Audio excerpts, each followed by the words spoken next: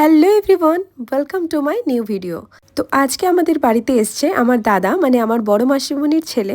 দাদার কাছে আমি এখনও সেই ছোট্ট কোয়েলি রয়েছি, যার জন্য যখনই দাদা আসে আমার জন্য কুরকুরে, লেস, চকলেট এসব সাথে করে নিয়ে আসে। আর এই ব্যাপারটা আমার কিন্তু বেশ ভালোই লাগে। এতক্ষণ যার নিয়ে কথা বললাম, দাঁড়াও তোমাদের সাথে তার একটু মিট আপ করাই।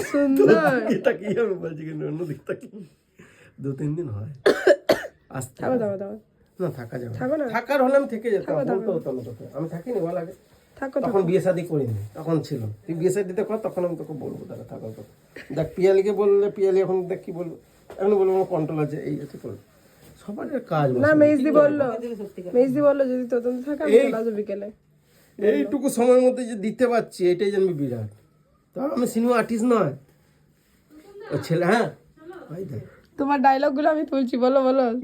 আমি আর বলবো না। না না দাঁড়া, বলো বলো বলো, না না তদন্ত বলো বলো। না না, বর্ধমান গেলে সব যাবেন। হ্যাঁ। Tata, bye bye. এটা আমার মাসি, চললাম।